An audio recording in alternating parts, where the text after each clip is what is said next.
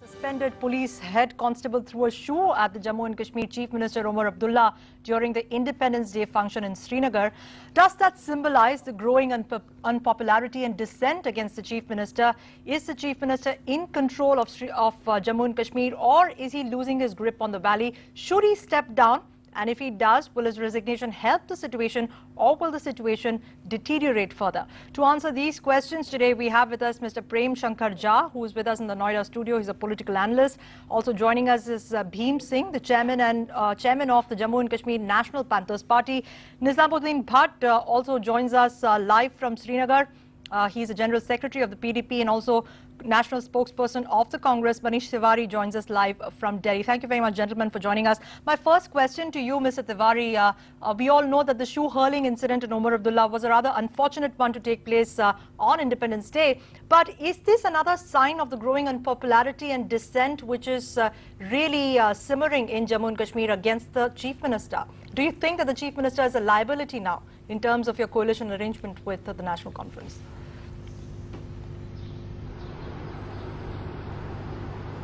Well, I think there is no need to extrapolate from an isolated incident. You know, if there is somebody who has an issue because of certain personal problems that he may have been experiencing, and he does decide to sort of ventilate his grievance in this manner, I don't think it should be extrapolated to address the larger question of alleged alienation which you were alluding to.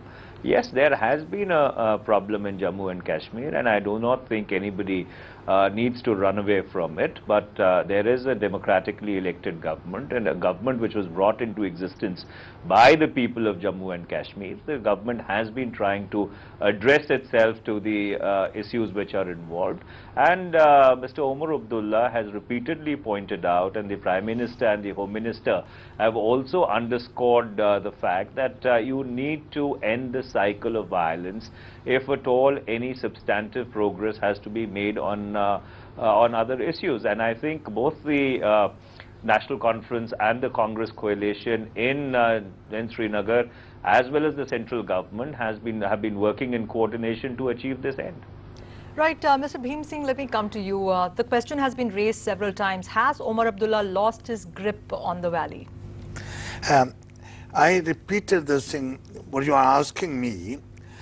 Prime Minister, when was holding meeting 2 days back, this issue came up. What needs to be done? I suggested in the meeting, Prime Minister was there, and our young Chief Minister was there, that he has lost confidence in himself. Besides, the dangerous thing is that he has lost general acceptance and the will of the people. And the continuation will only aggravate the situation.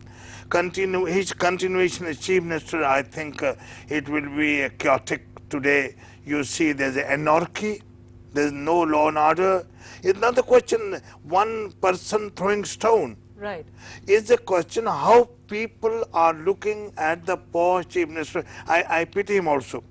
I advised him in that general meeting that he should go and convene the assembly and tell the members of assembly that he is resigning because he wants a return of peace.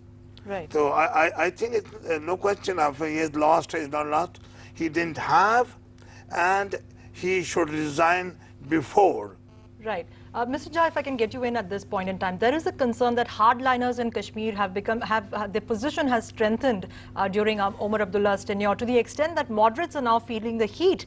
Do you think that the credibility of Omar Abdullah has taken a beating also in light of the fact that he is one of the youngest chief ministers who shot to fame for his charm and a passion for the things that he wanted to do for Kashmir? Has that situation changed? Well, the situation, first and foremost, I really want to say that I find the concentration on Omar Abdullah and the tendency to pin blame on him, or to say we're going to support him at any cost, you know, unhealthy.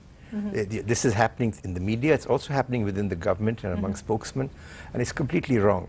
The question today is the National Conference Congress government popular in Kashmir? if it is not, and it's quite clear that it's not, I think the shoe throwing by itself does not mean very much, but it does crystallize attention on a certain situation, which is of unpopularity. Question is, why did it happen? And is there anything we can do about it? It's happened because there's a cycle. You declare a curfew, people go and violate it, so you try to stop them, and then someone gets killed, people get angry, the next time that you have to declare another curfew and there's another violation. This cycle has cost 60 lives in the last two months. The first thing, it doesn't matter whether it's Omar Abdullah who does it, or whether it's the governor after he demits office. The question is, the first thing we have to do is we have to stop issuing these curfews. Right. What is wrong with the procession? Look, and I'm not speaking from theoretical thing. Do you remember that between the 14th and the 21st of August in 2008, there was a giant demonstration, procession ranging from 50,000 to 2 lakh people in Kashmir, Pampora, in Srinagar, Pampur, all kinds of places. Every day, there wasn't one death. Right. Because the police exercised restraint and told the Hurriyat people, look, I'm putting the responsibility on you for exercising restraint on your people, and they cooperated and it worked. Now, we have to today, it's not going to be so easy because 60 people have been killed in conditions which are not acceptable to any human society. But the fact is that this is the only way to go. Why do you keep declaring curfews? You're really, if this is a ultra right-wing Masrat Alam plot, then you're falling straight into that trap. So I would say this is the first thing we have to do. I would like Omar to do it. I think that, and if he feels that by demitting office he will in fact bring peace back, that is his decision, and I will certainly praise him for it. I must also add one last thing.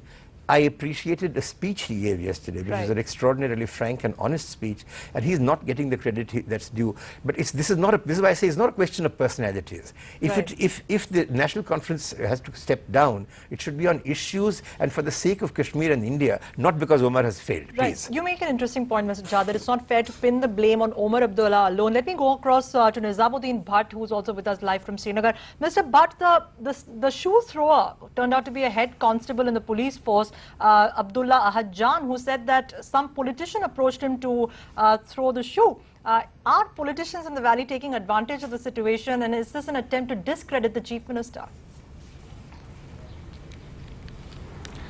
I don't know whether any politician, whether he has said so. I don't know whether the cop has said so. He is with the police. He is being interrogated. No investigation proceedings have been made known. But let me tell you, this is not an isolated incident. When Chief Minister ventured out to Skims, everybody knows what happened there. Or when any minister goes to any district headquarters, everybody knows that people don't receive them well.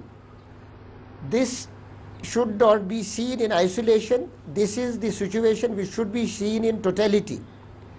As Prem Shankar Jha rightly said, that incident after incident, the participation of people becomes more and more, and anger also becomes grave enough to deal with.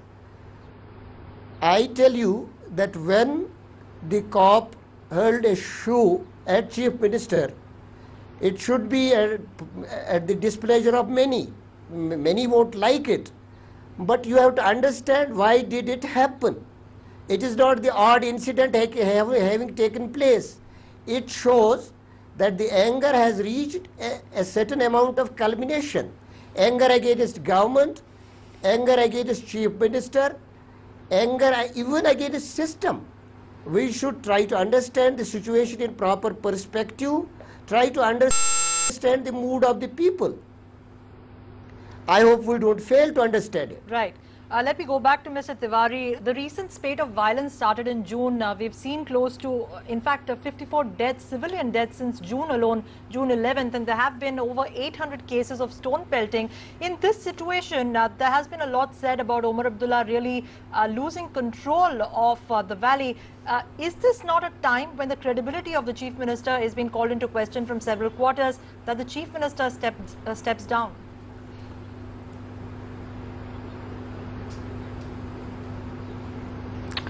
Well, I think both Mr. Bhim Singh and Mr. Prem Shankar Jha, a gentleman for whom I have the highest personal respect, made very interesting observations. But allow me to only submit that this was a government which was brought into existence by the people of Jammu and Kashmir in the December of 2008.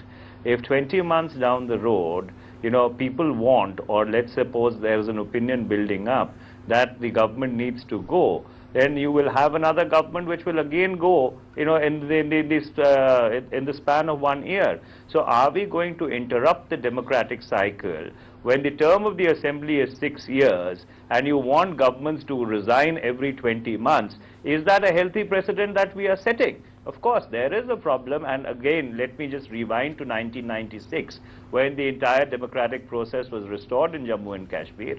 Unfortunately, in certain districts in the valley, there have been repeated bouts and cycles of violence. One of those cycles was referred to by Mr. Prem Shankar Jha, where possibly the police exercised far more restraint than they have done on this occasion. But again, does an outbreak of violence, which may be spontaneous, which may have elements of it being engineered by forces both within the valley and their promoters from outside, really then become the trigger for a government to resign? Because then you're really falling into the hands of all those who say that the democratic experiment in Jammu and Kashmir cannot succeed. Right, I'll allow Mr. Jha and Mr. Singh to respond to that. We will come back to those questions. We have to take a very short commercial break. Should Omar Abdullah resign, and will his stepping down make any difference in the valley? We'll talk about that on the flip side. Stay with us.